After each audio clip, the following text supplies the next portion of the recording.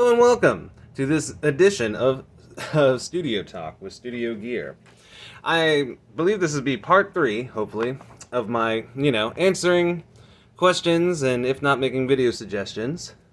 This is specifically of the Yamaha AW16G. Now, I've been going through several of these, so I won't be able to recap what I've done, but I can go on to the next questions and levels, or the next level of questions that have been asked of me. So, if you have any questions or video suggestions, please feel free to email. Ooh, will it work? Will it zoom? Maybe not. It loves my fingers. There we go. Email to those addresses if you wish. Otherwise, let's continue. Now, Mitch Lewitzer asked me, also, steps to using different compressor settings along with settings the input levels correctly so that the compressor or the dynamic compressor is working with the right amount of input level. Now, one thing I can get into about this machine, not only how beautifully it works and seamlessly in this game, woo, a little louder than I thought. My bad, everyone. That was my fault.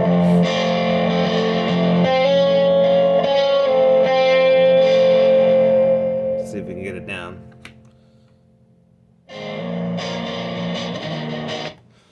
Now, if you've used this machine before, some of the stuff I'm about to show you will make sense. Sometimes, maybe not. Now, I think in an earlier video, I've gone through and talked EQ with all of you. Now, if you saw my last video on how to work with your panoramic audio, this works in the same way. So if you have effects on this channel, and also this channel, that can all affect itself. Whether you're using the compressor or the EQ, just check. Make sure you're not doing that to any of them. Now, I set this up because I acted like I was recording. I'm not, so I can just go ahead and get rid of that. Now, I was asked about using the dynamic compressor. As you see here, Kevin! No. It's the first time I've ever seen that. That made me laugh. So, as you see, you can bounce around to every track up here in the corner, and each one you can set the compressor different. Now, let's see, it's probably not anything on right now, but we can maybe hear it.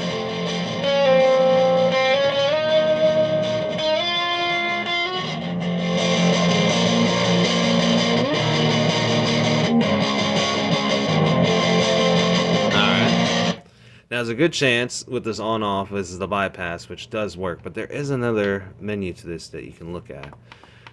And you probably just need to recall one of these, because it may not working. Now, for fun,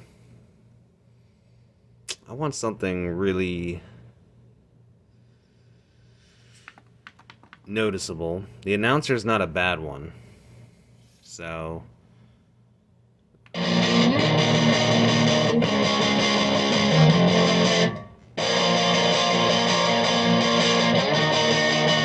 you can sort of hear the differences there. Ooh, wrong place.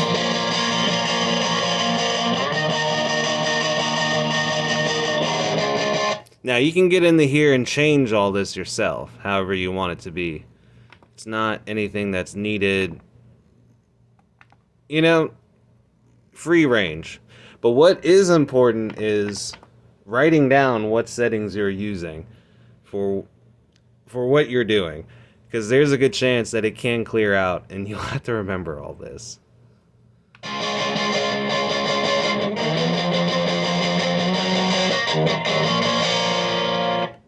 And so you should have been able to hear the audio difference there.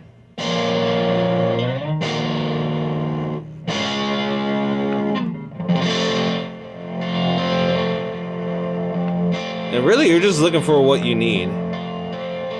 It's not anything serious or necessary. You feel me? But not a bad one for this one. Kind of gave it a little more oomph.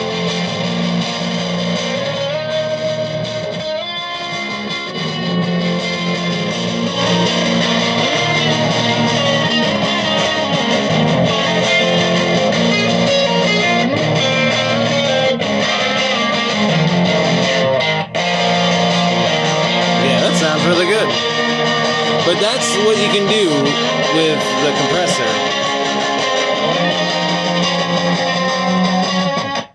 And the cool part is you can do this with the compressor, just like with the EG. They're separate from each other on each channels, so you don't have to worry about reusing or having to share. Now, if you're listening to this and wondering why I'm bringing that up to you, that's what's getting into this part, let's call it, the next part of this whole video, is reminding everyone you can only use 2 effects on this machine. So, when you go to this library here, maybe they'll let me go to this library here. But I remember how to use it. You can only use 2 of these effects at a time. You can add a whole bunch of stuff. Now, you can only have 2 of these effects going at the same time. So as you're mixing on this whole machine, you have to think of it as that you can EQ, add compression or, compression to your stuff. And you can dynamic, panoramic audio it, and then you have your choice of 2 effects that you can use on the whole song itself. So whatever the drums, bass, guitar, and vocals are, they all, if you need extra effects, you can only use those 2 effects to add into basically the already 3 effects going into the tracks themselves, although people wouldn't consider an EQ, panoramic audio, and a compressor effects, but they fall into that category. So that being one of the more important things is, having that all displayed out and making it work. And then otherwise, this will be the end of part 3, and hopefully you tune back in with us with the next studio talk, and I will dive into more of this machine. Otherwise, hopefully you're doing well, so peace and Jah love, everyone.